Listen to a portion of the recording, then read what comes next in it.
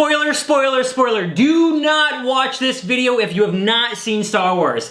If you have seen Star Wars, then we can like chum it up and like talk and laugh and cry together. But if you have not, do not watch this video. Okay? Did you see it? Or else they'll get mad at you. Yeah, or you're gonna get really mad. Did warn you. And I warned you, okay? Okay, here we go. Let's proceed. Okay. So I'm assuming you've now seen the movie Star Wars is the best movie ever! The Force Awakens was so great. It's basically the greatest thing ever. It pretty much is like the best movie ever. We were so sad when it was over. It was, I just wanted to keep sitting there in my seat. I wanted to keep going. We could have watched another 6 hours. I could have probably watched a double trilogy like right then there in that Definitely. seat. I had so many questions. In fact, I had more questions when I was done than going in. Because it like re-expanded my mind into the Star Wars universe. And now I'm just all back in love again. So I gave this movie a 97.3%. I'm not like a movie critic, I'm not like anything like that, I'm just like a normal dude, but like, we'll go into why it's not 100%. Kylie, what did you think? I wanted to give it 100%, I thought it was perfect. I loved the music, it had all the same main themes by John Williams. Yeah. But what would you give it? 99% because Han Solo died. Oh God, babe. I mean, yeah, gosh. We'll get into that too. Okay, that was a crusher. All right, so I thought this had great tie-ins. I thought it did such a good job about taking a new movie. It's a new movie. It's number 7. The old series, like every other Star Wars movie, and overlapping them in a way to where it's still very enjoyable. But there's so many throws to like the classic series, but then there's new stuff too. It's like the perfect match for like a Star Wars fan because it's like refreshing and new. You know what it is? It's kind of like taking the leftovers out of the fridge that you loved the first time they were cooked and then spicing it up with other things that you're cooking and then smashing them together. And I'll tell you why, because I think that there was millennial language that helped a lot. Like I think like it was young and fun, but still had all these really good Star Wars-esque things that only Star Wars fans would understand. And so I think, and it could be glazed over too if you've never seen like the other Star Wars movies as well. I think this movie like shadows Episode 4. Like if you look at the story plot points along the way, it's pretty much almost the exact same story as Star Wars Episode 4. Which I thought was really great because that's like the creation. So it's like the perfect reboot. It's not a technical reboot, but it was the perfect start of a new series. Well, because JJ wanted to go back to Episode 4. He wanted to go back to the feelings that people had when they watched Episode 4, and he wanted to recreate that experience. So he took it back to practical effects, practical stunts, the feelings that we felt when we watched Episode 4, and all of the reasons why we love that movie. We love that movie for that story. Yeah. It will forever be, you know, the beginning, the inception, the great story. We even have like, we have the Death Star almost. It's like a recreation of the Death Star, and like they acknowledge the Death Star, and they're like, oh, that's the Death Star, and like, this is the new thing. Yeah. Like, it could be blown up. We've done it before. And it could be blown up, and like they start on a desert sort of like land or like planet, and then they're confronted with like not knowing the Force. It's like, what is the Force? Just like Luke was like, he hadn't even heard of the Force. Then halfway through, like Rey like understands the Force and is using the Force, and then she's confronted with the evil, just like how Luke is like confronted with Darth Vader. Like it like follows all the same plot points. For that reason, I thought it was fantastic. The one thing that was like, there's 2 things, the reason why I didn't give it a 97.3%, right? 1, it's really weird that you see this dark, they call him like the Dark Lord, or what do they call him? Like the Snook. Snook. So he looks like he's giant in the beginning, and like my heart sank because I was like, oh man, like that's gonna go unexplained and it's so weird, and it's like, why is he giant? Like in the Avengers where they're like, he's like so much bigger than everything else. I don't know, there's something about that threw me off. Hologram. But he's a hologram, and that's where it's like the saving grace. And I'm like, whew, all right, cool, he's a hologram. The other part is that Leia is like so weird. Like Carrie Fisher is not a good actor. She's just like, I don't want to insult anyone's acting ability. She's just like weird. It's just like, it just doesn't feel like I don't know how to explain it. It's just like, it feels weird. It's exactly what it is. They brought her back because she's still alive. So you of course want to bring back the original Leia to make it epic. Except that however many years later,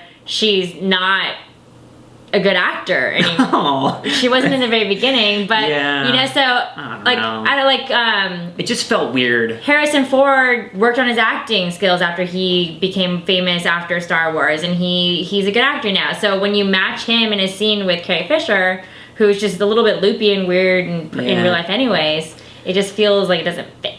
The one thing I thought fit really well, and they did a really good job integrating, was BB-8. I didn't know like how this was going to work out, and then after seeing it, it is the new R2-D2, but in a very cute way that still like adds to the film. It's not like a replacement R2-D2. It's like an addition to the story, because kind of a newer R2. my theory is really a well, because this movie, it does take place 32 years later. Right. So everything is a little bit more modern. Right. Yeah, no, that's a great point. It's definitely like a modern R2-D2. So it's the newer, upgraded. it's the newer model. My theory, though, is that R2-D2 is a dog and BB-8 is a cat. That's my theory. I think that R2-D2 is a boy droid and that BB-8 is a girl droid, and that they're going to have a little cute little cute droids down the road. All right, so we're gonna run through these characters real quick.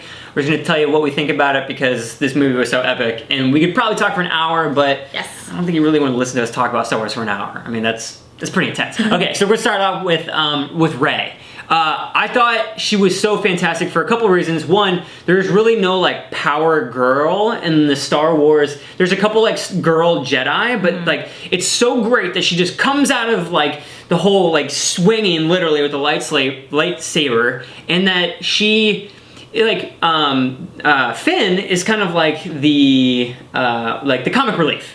And Rey is like the power chick. She's a strong female lead that we love to see in movies today because we're all very strong, independent women. Yes, we are. Yeah, so it's a very modern take on it that she could, for like very well hold her own and protect herself. And Finn's kind of like, oh, I'm gonna help you. Oh, you don't need help. Right. That's what's so great about it. Like, I love that dynamic. I love that because it sort of sings to, or it plays to a millennial generation, right? Like, yes. That's how we kind of feel like having a female lead is really great. It appeals to the girls who, we're all fans of Star Wars, and we want more girl characters. Yes. So, like, we always only had like Leia for the first 3, and then Padma for the next 3. So this time we get multiple. We also have Lupita Nyong'o, who's a good voice behind Maz, and we have Captain Phasma. She's the leader of the Stormtroopers. Yeah. And she's Gwendolyn Christie. She's a female. So the thing that I think is like, here's my prediction about Rey. I think, and since we don't know, I don't know the extended universe. I think she is the sister of Kylo Ren and the daughter of Princess Leia and Han Solo. Not anyone else related. The reason I think that is because they both, Kylo Ren and Rey, share the Force equally in some regards, and they're both around the same age, and there's this little scene where she gets snatched away, and so I think it's almost like, in a way, when they do, like, in the United States, they do, like, the protective services, you know, like, they hide, you know, the people away from, like, the scary parents. I think that's what this is. Doesn't make sense that you would say that they're around the same age then, because you have to give it enough time for them to realize that Kylo went to the wrong side for them then to decide that they want to hide Rey. And so Kylo couldn't have already gone to the dark side at age 4. Maybe. I mean, people do some crazy things at age 4, that's for sure. People steal fireworks, they get in trouble at Walmart, and then their mom takes them back to make them apologize. Didn't happen to me. I think she's Luke Skywalker's daughter for the fact that she looks very much like Anakin, his father, Darth Vader, and so you kind of skipping a generation and you look like your grandpa kind of thing. Anyways, I think she's Luke Skywalker's daughter, and I think that he went wrong with Kylo Ren, and he holds that on himself, and he couldn't fathom the idea of his own daughter also going to the dark side, so he decided to abandon her. Well, we shall see in the next movie, right? And that's why she's a scavenger, because he's off somewhere, like very much on like, an island. But see, Luke, and Luke was kind of like that too, and so was his dad. It kind of like, you know, in the... So that's why I think maybe. Okay, so Finn. I think it's great how Finn gets his name right off the bat. I think that's super cool. FN 127 or 217. Something like that. It's so great. He's definitely one of my... You're Finn, dude. I think it's great how he develops. Like, he is totally like the Han Solo comic relief kind of guy in this, and I think his character, I didn't know what to expect. I thought he was going to be like the powerful lead. He's not, and I think that's what makes it even cooler, is that there's this whole new dynamic range with him as a stormtrooper. There's a theory out there that he is the son of Mace Windu. Real quick, do you think that all stormtroopers are going to be called Finn? Maybe. Because they're all FN 128, FN 129, FN 130, and when they all start breaking away, like, I'm Finn too. Okay, now we're getting into Kylo Ren. Okay, so Highly Kylo, Ren. I thought this character was awesome. I think they did such a great job. Like, it was cool that he could take the mask on and off, Yeah. and it wasn't like, you know, a big reveal. It's like he could do it, and like you could see his like anger and jealousy that, you know, Darth Vader was this big powerful person. And he had to like work up to it, and like live up to it. yeah, it just was so cool, like to see that generational thing, and like I think it worked really well in this particular movie. I didn't know that Kylo was going to be Han's son, but wouldn't it have been cool had he been Luke's son and Darth Vader's grandson, and that's why he really felt like he needed to live up to Darth Vader. Kylo... In some way, he's still related though, right? I mean, wouldn't that make him his... Darth Vader would be his... his nephew. His nephew, so... Because of Leia. So that's his uncle. We're just gonna talk about the big elephant in the room. Let's do Han it. Solo died. And I totally saw it coming as soon as he stepped his foot on that bridge. I was like, "There's no coming back from this." It's like when Obi-Wan Kenobi died on the bridge. You know, it was another time. I knew it was gonna happen. The music came down. Even before it happened, I even like said out loud, "Don't do it, Kylo." And then he did it, and right when he got stabbed with the lightsaber, I felt the pain as well. Right here. Oh, gosh, I honestly thought, I didn't know the way this movie. I couldn't imagine they were gonna kill him off.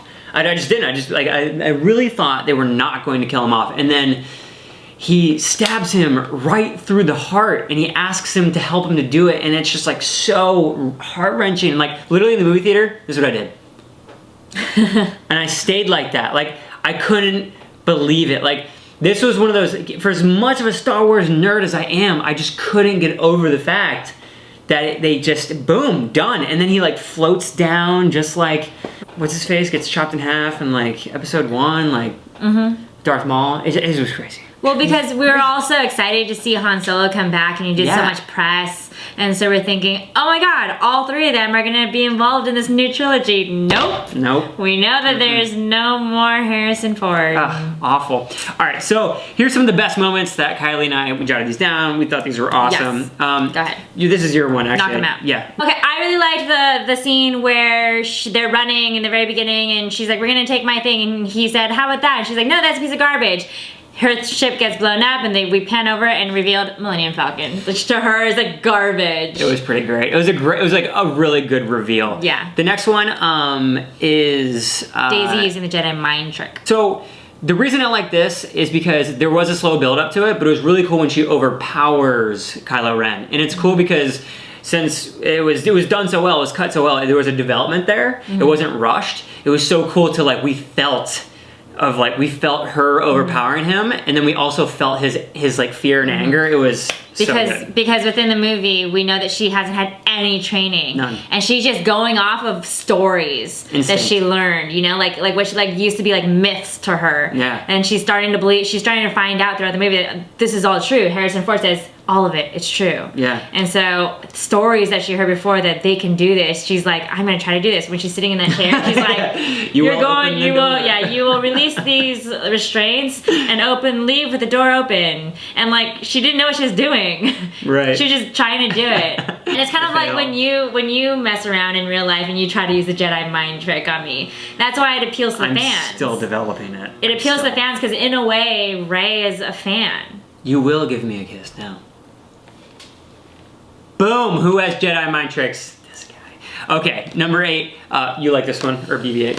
Oh, I really like when BB-8 and Finn have this moment where they're like, maybe it is a boy then. Maybe they have this like guy's moment, like, hey, get my back because I'm trying to like hit on this girl. And like he puts thumbs up because BB-8 takes his side, and BB-8 sticks out his arm, and then he lights his lighter, and it looks like a thumbs up. It's really good. So cute. I loved it. We're home line, that was in the trailer. That was yeah, but we find out the context. Right. Yeah, because like he essentially lost his ship and he returned back to smuggling, and then he finds his ship again, and he does feel like he's at home. I thought that was really cool. C-3PO's red arm. This was great because it was a moment in the film. It's like, God, he's like that guy, you know. You are that guy, C-3PO. Yeah. He's Master like Luke. that cousin or uncle that you never see. Like, he's like super weird. He's like, hey, you probably don't remember me. You're like, you haven't seen me in years. It's because of the mustache. It's because of the red arm. It was so good. I loved it. Okay, in this movie, you see more of Chewie's personality. In all the other movies, like he's like a beta character. I mean, he's definitely there, but you just like he doesn't just whining. Develop yet. Oh, like that the whole time, and like. This one, like, my favorite scene with Chewie is the nurse scene. The nurse is telling him, "You must have been really brave." So good. The music, fantastic, as John always. So good. Yes. So the edits and transition in this movie are, like, the same as they are in the originals, I guess you could say. This movie definitely fits in. This is like what episode 1, 2, and 3 should have been like.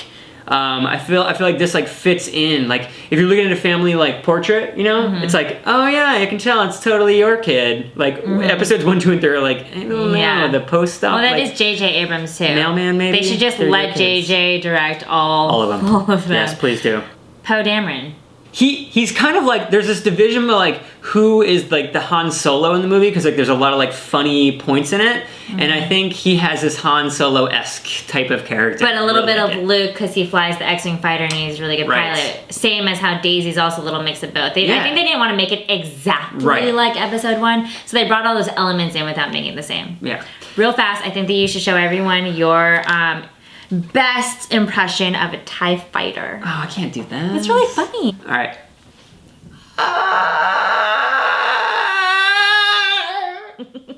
That was my TIE fighter impression.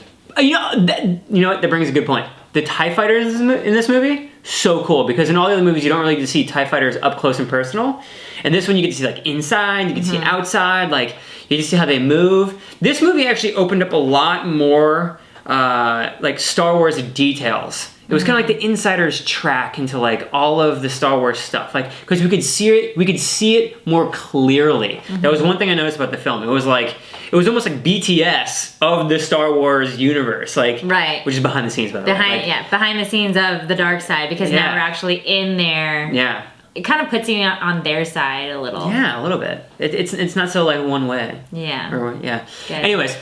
Love the movie. If you have seen it, which you should have seen it if you're watching this movie, let us know in the comment section below what your favorite parts were, what you think. Did you think it mimicked episode 4? Kylie, where can we find you? Go head over to my new YouTube channel, Kylie Erica Marr, so you can see similar video to this, but more of me. more Kylie, essentially. And another video. And we played Mind Meld, which is a super awesome game, and it's really funny, and that's not on this video, so you have to go to that one to watch it. And all social media at Kylie Erica Marr. Awesome. All right, guys, we do a new video every week. Don't forget to subscribe.